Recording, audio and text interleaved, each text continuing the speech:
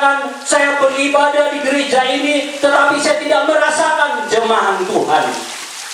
Saya tidak merasakan Roh Kudus bekerja di sini. Bahkan ada yang lebih berani lagi mengatakan, di gereja itu tidak ada Roh Kudus. Karena semua orang pada tenang-tenang saja. Tidak ada goyangan, tidak ada gerakan, tidak ada lompatan, tidak ada teriakan, tidak ada bahasa-bahasa malaikat, dan sebagainya, dan sebagainya. Kenapa ada orang-orang Kristen yang tidak bisa merasakan kehadiran Tuhan di dalam kegiatan rohani yang dia lakukan, bahkan di dalam seluruh aspek kehidupannya? Bisa saja masalah utama adalah dia tidak memiliki hati yang menyembah Tuhan. Dia tidak mempersiapkan hatinya untuk menyembah Tuhan. Makanya yang paling penting di dalam kehidupan kita bergereja atau terlibat di dalam kegiatan-kegiatan rohani adalah sebelum kita masuk dalam kegiatan rohani tersebut, sebelum kita datang beribadah di gereja, kita harus jauh lebih dulu mempersiapkan hati kita. Kita harus memiliki hati yang menyembah Tuhan. Pada waktu kita berdoa kepada Tuhan, kita dengan hati yang menyembah, menghampiri Tuhan di dalam doa-doa kita. Pada waktu kita membaca Alkitab, kita memiliki hati yang mendekati Alkitab dan membacanya dengan hati yang menyembah Tuhan. Kalau kita memiliki sikap atau hati yang siap menyembah Tuhan, kapan saja, di mana saja, maka apapun jenis kegiatan rohani yang kita ikuti, entah itu tenang-tenang saja atau bagaimanapun situasinya, tetapi kalau hati kita memiliki sifat yang menyembah Tuhan, maka kita dapat merasakan kehadiran Tuhan di situ. Kehadiran Tuhan bukan soal kita memiliki rumah doa di atas gunung misalnya. Hari ini ada orang-orang tertentu yang membuat rumah doa di atas gunung. Menurut mereka di atas gunung mungkin lebih dekat dengan Tuhan dan sebagainya. Mereka terpengaruh dengan satu gereja di Korea yang ada rumah doa, ada bukit doa, bahkan berani mengatakan gunung doa. Saudara-saudara, saya pernah beribadah di gereja yang besar itu. Saya pernah pergi ke rumah atau bukit doa mereka. Dan saudara tahu, rumah doa dan bukit doa itu hanya di sebelah sawah padi. Jadi kita berdiri dan kita melihat ada sawah padi yang luas. Dibilang bukit juga tidak mungkin. Dibilang gunung apalagi. Hanya ada sedikit tempat yang agak tinggi sedikit. Disitulah dibuat gua tempat berdoa. Makanya ada orang yang pergi ke gua itu sungguh-sungguh berdoa kepada Allah. Bagi saya, saudara-saudara, kita harus mengerti arti Allah yang maha hadir. Itu berarti Allah kita itu bukan hadir di gunung. Jangan kita mempunyai konsep bahwa dengan membuat bangunan yang tinggi atau tempat berdoa di atas gunung, maka ibadahnya atau doanya lebih efektif, lebih baik. Saudara tahu, Allah lebih suka tempat yang paling rendah dan bukan yang paling tinggi. Allah lebih suka tempat yang paling rendah dan bukan tempat yang paling tinggi. Terutama rendah hati misalnya. Masih ingat kau saudara ketika pemazmur berkata, di manakah aku dapat menjauhkan diri darimu ya Allah? Ketika aku masuk ke dasar laut yang paling dalam pun, aku melihat wajahmu dengan jelas di situ. Apa artinya saudara? Bukan soal gunung yang tinggi, bukit yang tinggi. Karena firman Tuhan, di dasar laut yang paling dalam pun Tuhan Tuhan hadir. Itu berarti Tuhan itu maha hadir. Saudara tahu fakta, gunung yang paling tinggi itu adalah Gunung Everest, tertinggi di dunia. 29.029 kaki. Tetapi laut yang paling dalam lebih dalam daripada 29.029 kaki. Artinya Gunung Everest itu dimasukkan ke dalam laut yang paling dalam, tidak kelihatan puncaknya. Dan pemazmur katakan, di dasar laut yang paling dalam pun Allah ada di situ. Artinya apa? Allah bisa ada di mana saja, bukan soal tempat, tapi soal hati yang memiliki sikap yang menyembah kepada Tuhan. Kalau kita datang membaca firman Tuhan dengan hati yang menyembah Tuhan, maka firman itu berkuasa bagi kehidupan kita. Kalau kita berdoa dengan hati yang menyembah kepada Tuhan, maka kita dapat menikmati doa itu di dalam hubungan kita dengan Tuhan. Kalau kita datang di gereja yang sunyi senyap di Bethlehem menurut orang banyak, tetapi kalau kita datang dengan hati yang menyembah Tuhan, maka kita dapat mengalami Tuhan di dalam keheningan, di dalam ketenangan.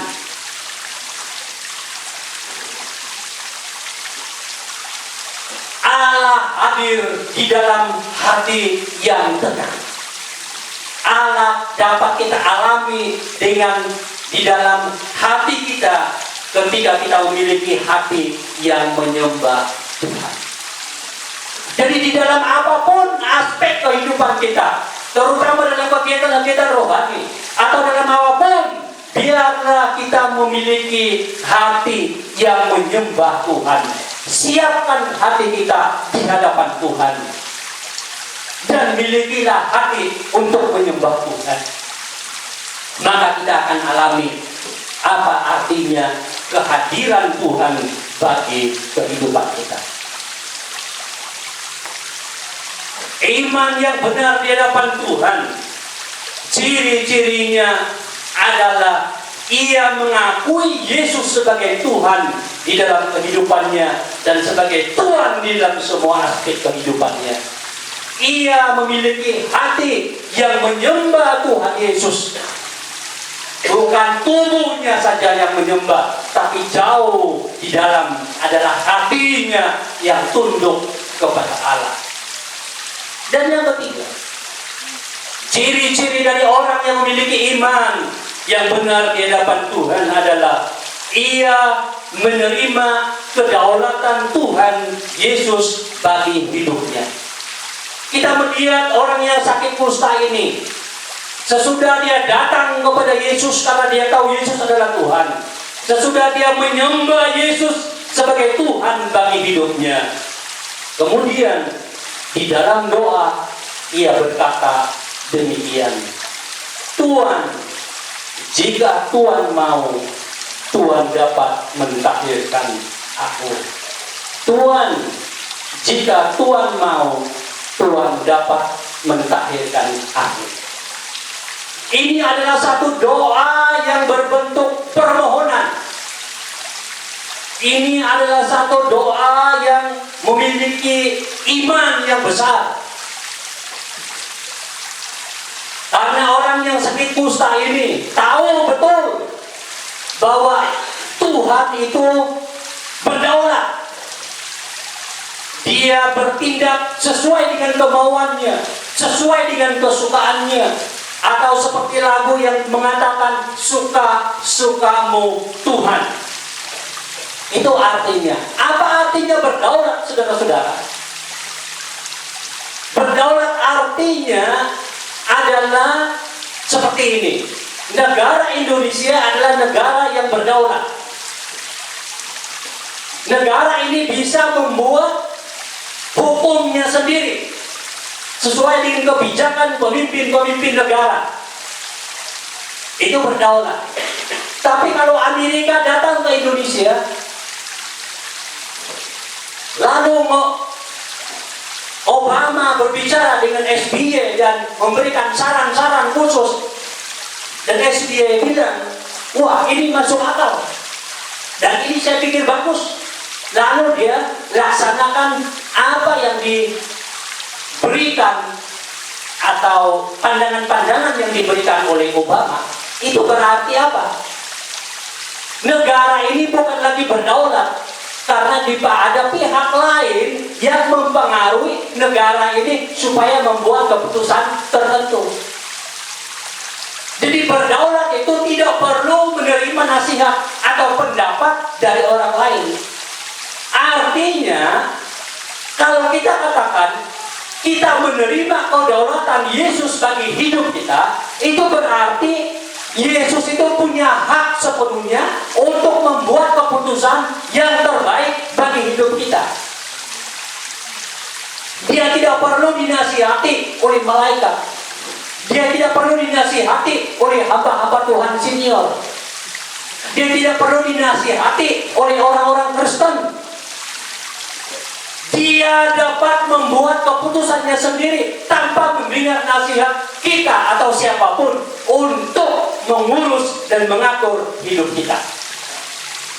Makanya orang yang sakit kusta ini berdoa demikian. Tuhan, jika Tuhan mau, Tuhan dapat mentahirkan aku. Artinya apa? Kalau Yesus, Engkau mau menyembuhkan aku, amin. Oh Yesus, kalau Engkau tidak mau menyembuhkan aku, amin.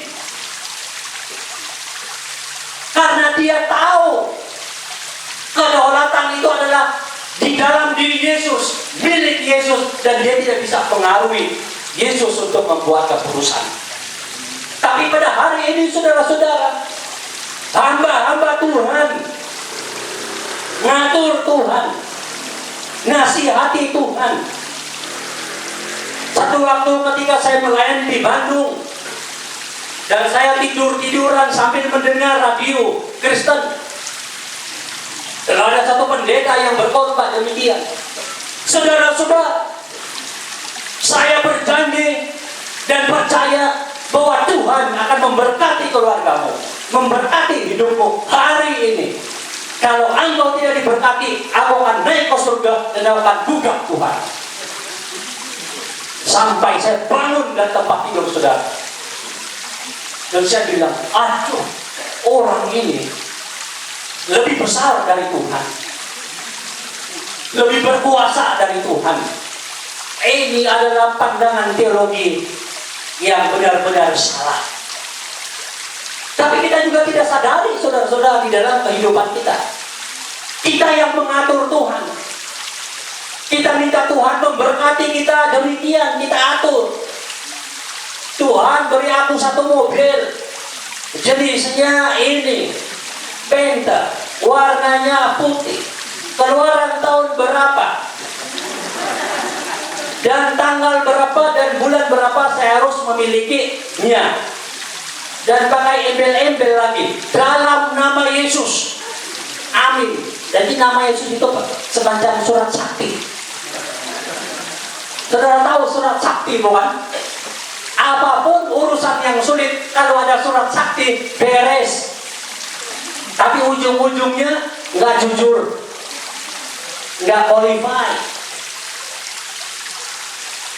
Jadi kita ini sekarang kalau kita tidak hati-hati di dalam doa kita, kita yang atur Tuhan, kita yang urus Tuhan, kita yang nasihati Tuhan. Dan bukan Tuhan yang mengurus kita, bukan Tuhan yang menasihati kita, bukan Tuhan yang menjadi Tuhan di dalam kehidupan kita. Dosa yang tidak disadari oleh kebanyakan orang Kristen pada hari ini adalah doa mengurus Tuhan, mengajar Tuhan bagaimana menjawab doanya, bahkan ngancam sedikit. Dan banyak lagi jenis-jenis yang lain. Yang lebih dasar lagi, suaranya keras di hadapan Tuhan. Maklumlah orang dari NTT. Suaranya keras. Bukan saja keras, tangan harus diangkat. Jadi kalau berdoa itu kayak ngancam-ngancam dengan nada suara. Biasa kalau ada anak kita yang ada keluarga, ya, saya juga kadang-kadang emosi dengan anak saya. Saya punya anak 2 perempuan. Ya. Dikasih tahu 1 kali, tenang aja, senyum-senyum malah. Kadang-kadang kita emosi, pakai nada yang tinggi. Supaya apa? Dia sedikit terkejut dan kemudian mau berubah atau mengikuti kita. Kadang-kadang saya terlepas marah dan setelah itu saya perlu minta maaf ya, tadi saya jadi emosi, ya. Jadi bilang ya udahlah, perlu sedikit senyum ya, berdamai. Ayo kita berdamai, salaman, gitu ya. Kadang-kadang orang Kristen, saya tidak tahu budaya ini dari mana asal usulnya. Kalau berdoa itu bahasanya itu keras. Seolah-olah kalau dengan suara keras Tuhan tidak pilihan selain menjawab doanya.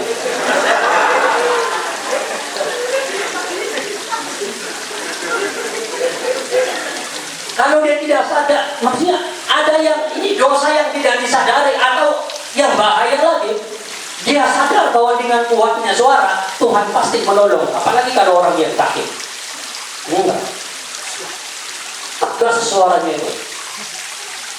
Entah dia mau kasih dengar siapa, si sakit atau orang-orang yang di sekitarnya, atau sebenarnya dia mau supaya Tuhan yang benar, sehingga Tuhan akan lompat dari taktanya langsung memberikan kesembuhan seperti yang dia mau.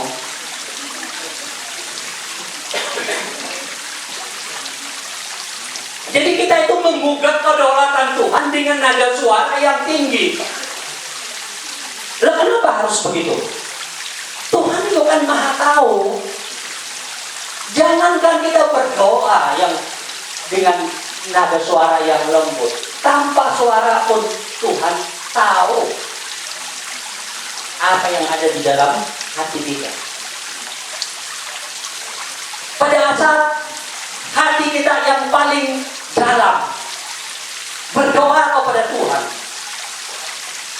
yang memang tidak ada suaranya, Tuhan pun tahu dan Tuhan pun melihat. Kenapa harus berdoa dengan suara yang keras tapi sopan dan teratur, dan berdoa dengan nada yang keras? Kan itu beda, ya kan? Sama Tuhan. Seolah-olah kita tidak mengerti bahwa Tuhan itu berdaulat. Kita mau Tuhan menjawab doa kita seperti yang kita mau. Lihat orang yang sakit kusta ini.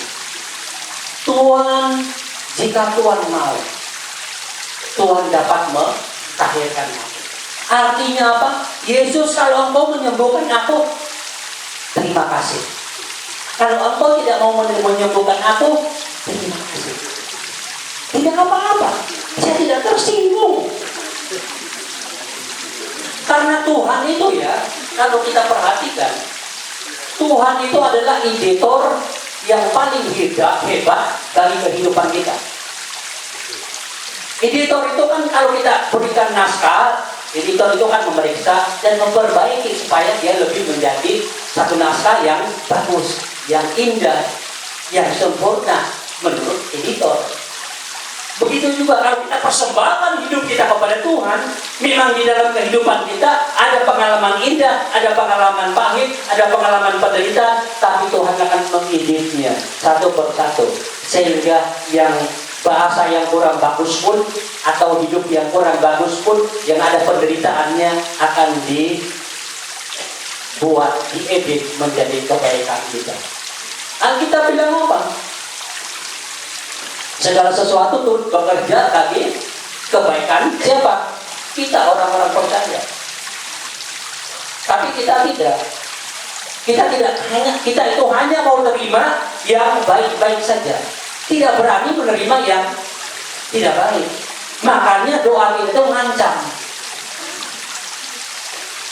minta tanggal-tanggalnya dan sebagainya dan sebagainya. Coba kalau lihat lagi di dalam perjanjian lama Sadrak, Misak dan Abednego.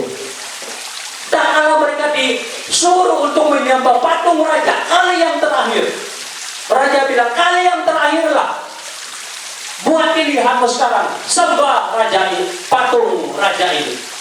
Lalu mereka bilang apa? Tuhan, Tuhan,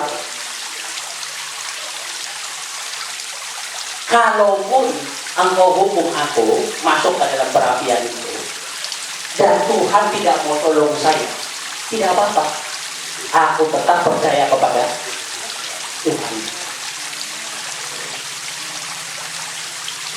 Jadi itu adalah betul-betul berharap dan percaya kepada kedaulatan Tuhan yang mulia bagi kehidupan kita. Tuhan, kalaupun saya tidak sembuh dari sakit ini, saya tetap percaya kepadamu. Saya tidak terganggu, saya tidak tersinggung, karena engkau berdaulat dan engkau berdaulat ke atas hidupku dan mengizinkan apa saja yang terjadi. Dan ingat, kenapa kita harus memiliki atau menerima kedaulatan Tuhan dalam kehidupan kita? Karena Tuhan itu tidak berniat jahat untuk atau bagi kehidupan kita. Tidak ada sama sekali sedikit pun pikiran jahat di dalam pikiran Tuhan, di dalam hati Tuhan untuk kita. Tuhan itu sempurna mengasihi kita dan memberikan yang terbaik. Bahkan yang jahat terjadi pun Tuhan ubah menjadi berkat bagi kita. Jadi segala sesuatu di dalam kehidupan kita itu adalah pemberian Tuhan, izinan Tuhan yang terbaik kepada kita. Kenapa kita tidak bisa menerima kedaulatan Tuhan? Bukankah Tuhan katakan rambutmu yang jatuh pun dia luar biasa, saudara-saudara, janji. Artinya apa? Kita itu sebenarnya tidak tahu berapa rambut kita yang jatuh. Kalau yang gundul sih tidak perlu tanya lagi. Tidak ada yang mau diketahui. Tapi kita pasti dalam tidur atau apa, rambut kita pasti jatuh. Kita sendiri tidak sadar. Tapi firman Tuhan bilang apa? Sehelai rambutmu yang jatuh pun Tuhan tahu. Artinya apa? Tuhan itu terlibat di dalam semua detail kehidupan kita. Artinya tidak ada satu bagian yang paling kecil pun di hadapan kita, di dalam hidup kita, yang Tuhan tidak tahu dan Tuhan tidak terlibat di dalamnya. Itu berarti apapun yang terjadi di dalam kehidupan kita, Tuhan tahu. Dan kalau Tuhan izinkan itu terjadi bagi kita, kita terima. Itulah kedaulatan Tuhan. Tetapi satu hal, kita harus belajar menerima kedaulatan Tuhan. Jangan mengancam Tuhan, apalagi menunjuk Tuhan dalam doa kita. Berdoa yang keras supaya semua orang dapat mengamininya itu lain dengan berdoa dengan nada yang sedikit ngancam. Pernah nggak saudara berdoa begitu? Suaranya tinggi untuk menyembuhkan orang, diharapkan bahwa suara yang tinggi itu orang itu langsung sembuh. Ya bisa saja dia langsung lompat barangkali karena suaranya tinggi. Tapi bukan karena pekerjaan Roh Kudus. Ya kadang-kadang ada orang yang seperti itu, bukan? Masa harus pakai begitu orang sembuh? Ada orang yang berdoa dengan tenang aja. Tapi ada orang yang berkata, doa orang ini kurang sempurna. Makanya saudara-saudara berlatih meninggikan suara di hadapan Tuhan, ya enggak? Jadi begitu disuruh berdoa, waduh, langsung ngancam.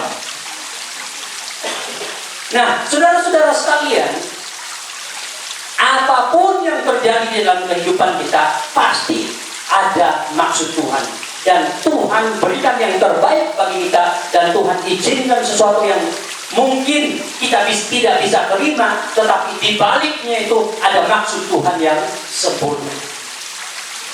Karena itu kita harus memiliki iman yang dapat menerima kedaulatan Tuhan Yesus bagi kehidupan kita. Saudara-saudara sekalian, ini yang dapat kita pelajari dari orang yang sakit kusta ini, mengajar kita bagaimana memiliki iman yang benar di hadapan Tuhan. Dan ciri-cirinya jelas. Seharusnya kita mengakui Yesus adalah Tuhan satu-satunya dalam kehidupan kita. Dan Dia adalah Tuhan satu-satunya dalam semua aspek kehidupan kita. Kita harus memiliki hati yang menyembah Tuhan di dalam kegiatan rohani yang kita lakukan, dan juga di dalam seluruh kegiatan kita dalam kehidupan kita sehari-hari, supaya segala sesuatu yang kita lakukan adalah seperti untuk Tuhan, karena kita memiliki hati yang menyembah Tuhan. Dan seharusnya kita menerima kedaulatan Tuhan bagi hidup kita.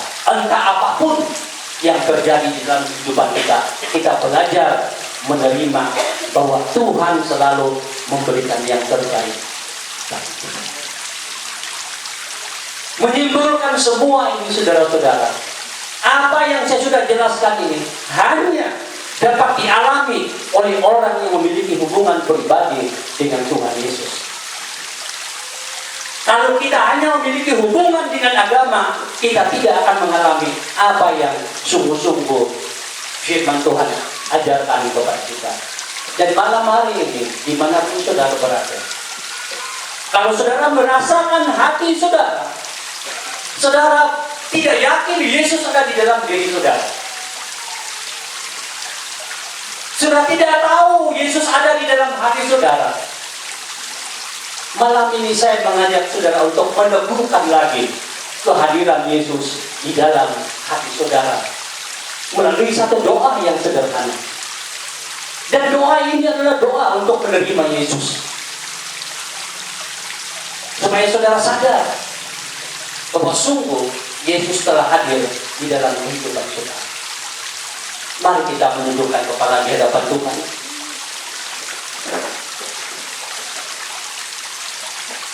Kalau ada di antara saudara pada malam hari ini yang berkata di dalam hatinya, saya tidak yakin Yesus ada di dalam hati saya, saya tidak tahu Yesus ada di dalam hati saya sudah lama menjadi orang Kristen, bahkan saya sudah aktif di gereja, bahkan saya sudah menjadi atau menyandang predikat pendeta atau penginjil, tapi jauh di dalam hati saya tahu, saya sadar, saya tidak yakin Yesus ada di dalam hati saya. Saya tidak yakin bahwa Yesus hadir di dalam kehidupan saya. Kalau inilah keadaan saudara, ikutilah doa yang saya akan katakan ini kalimat demi kalimat dimanapun saudara berada. Hanya saudara dengan Tuhan pada malam hari ini, ikutilah doa yang saya akan katakan ini kalimat demi kalimat di dalam hati saudara, untuk menerima Yesus sekali lagi sebagai peneguhan akan kehadirannya di dalam kehidupan Tuhan. Doanya adalah sebagai berikut. Ikutilah di dalam hati saudara. Tuhan Yesus, saya memerlukan Engkau. Saya membuka pintu hati saya dan menerima Engkau menjadi juru selamat dan Tuhan saya. Kuasailah takhta hati saya. Bentuklah saya menjadi seorang pribadi yang sesuai dengan kehendak-Nya.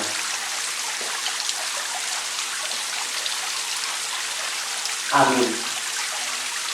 Mari kita mengakhiri dengan saya pimpin di dalam doa. Ya Tuhan, kami bersyukur kepadamu karena malam ini Engkau kembali berbicara kepada kami, menjamah kami dengan firman-Mu. Engkau kembali mengingatkan kami akan ciri-ciri orang yang memiliki iman yang benar di hadapan-Mu. Tolonglah kami semua ya Tuhan, supaya Yesus menjadi Tuhan di dalam kehidupan kami, menjadi Tuhan di dalam semua milik kami, di dalam seluruh aspek kehidupan kami.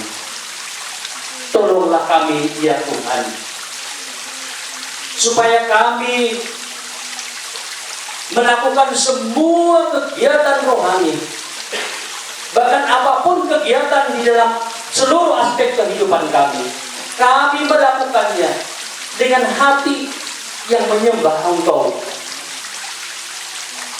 Karena firman-Mu mengajar kami, apapun yang kami lakukan, kami harus melakukannya seperti untuk Tuhan.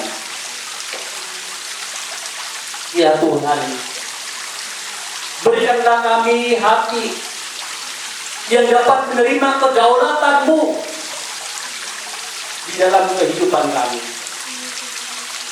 Kami memohon ya Tuhan, supaya Engkau berkenan mendengar doa kami.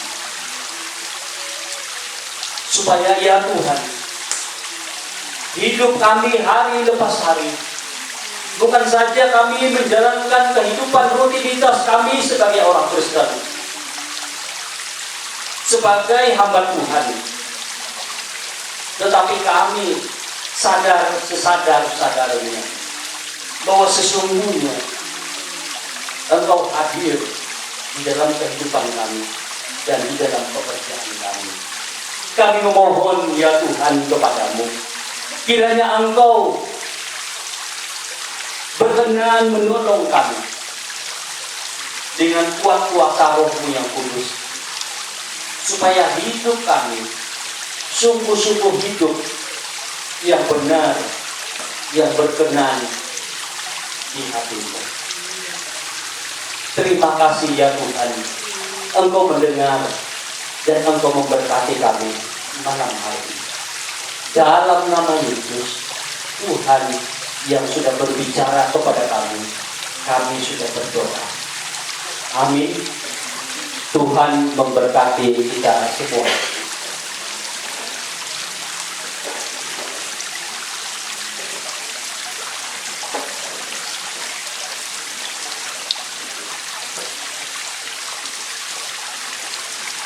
Baik, Tuhan, seberapa di atas saudara diberkati Tuhan malam hari ini. Tuhan angkat tangan. Puji Tuhan, beri tepuk tangan dulu buat Tuhan Yesus Kristus. Baik, sebagai kami syukur kita kepada Tuhan, kita akan memberikan yang terbaik malam hari ini.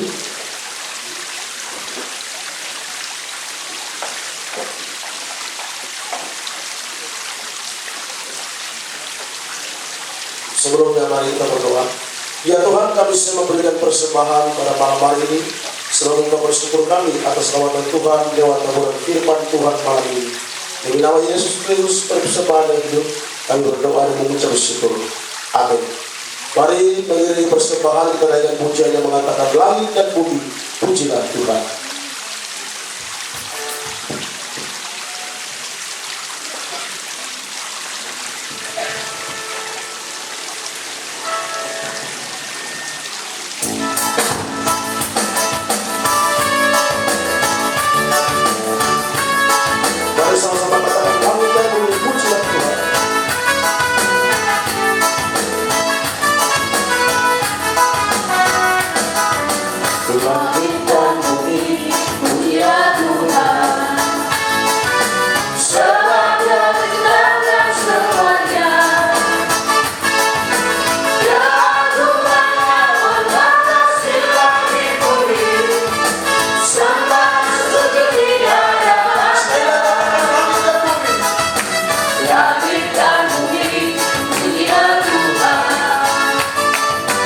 Sebab dan segala dan semuanya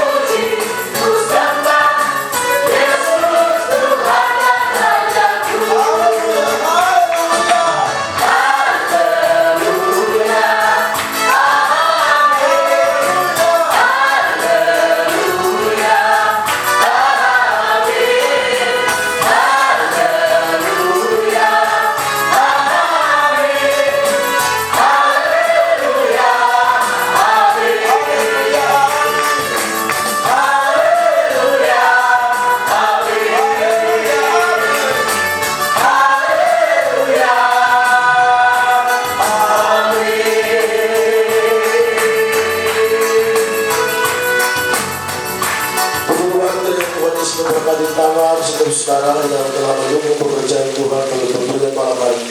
Kita akan menyudahi pada KKR malam hari. Secepat semua dibangkit berdiri. Menaikkan pujian yang mengatakan bila kulihat bintang dia berlapar.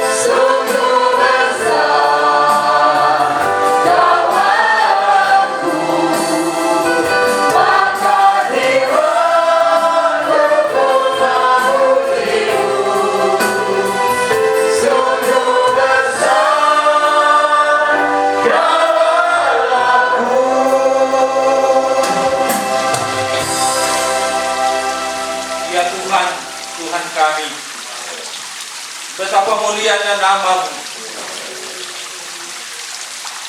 yang pada saat ini kami rayakan.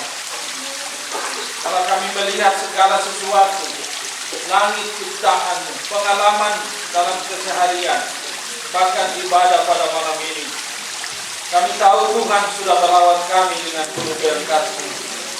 Karena itu izinkan kami secara bersama-sama berendah hati memandang Tuhan dan berseru haleluya atas berkat besar-Mu yang telah kami terima dari Tuhan lewat firman-Mu yang mulia dan agung. Kami tahu Tuhan sudah menjamah hati kami, meneguhkan kami, sehingga sekali Kristus, tetap Kristus di dalam kami. Karena itu Bapa di sorga, kuatkan kami untuk memandang Tuhan dan terus menyiarahi pengalaman ini dengan sikap kehendak Tuhan jadilah. Kami mau mengagungkan Tuhan yang berdaulat, melakukan apa saja dalam kehidupan ini. Beri kemampuan bagi kami bukan saja untuk menerimanya, tetapi memuliakan Tuhan dengan memberkati orang lain di sekitar kami, kembali menjadi berkat bagi mereka. Bersyukur karena lawatan-Mu malam ini dengan luar biasa telah menjamah dan meneguhkan kami. Bersyukur untuk hamba-Mu Pastor Peter Selamat yang sudah Tuhan pakai untuk menjadi berkat bagi kami sekalian. Berkati hamba-Mu, keluarga yang ada di tempat pelayanan, teguhkan kekasih kami, supaya dia semakin diurapi Tuhan dan semakin memberkati banyak orang dalam pelayanannya. Muliakan nama-Mu dalam kehidupannya dan dalam kehidupan kami. Sangat bersyukur ya Tuhan, bahwa Tuhan sudah meneguhkan bahkan menjawab doa-doa kami pada malam ini. Karena itu Bapa, dengan berendah hati kami mau memandang Tuhan dan memohon berkat.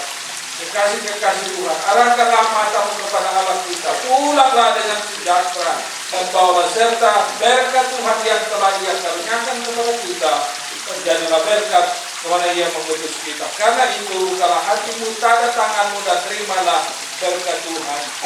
Kiranya anugerah dan sejahtera dari Allah Bapa kita, kasih yang tidak berkesudahan dari Tuhan Yesus Juru Selamat kita, kekasih jiwa kita, pertolongan, penyertaan, kekuatan, kemenangan dari Roh Allah yang kudus menyertai kita sekalian malam ini dan kekal selama-lamanya. Haleluya.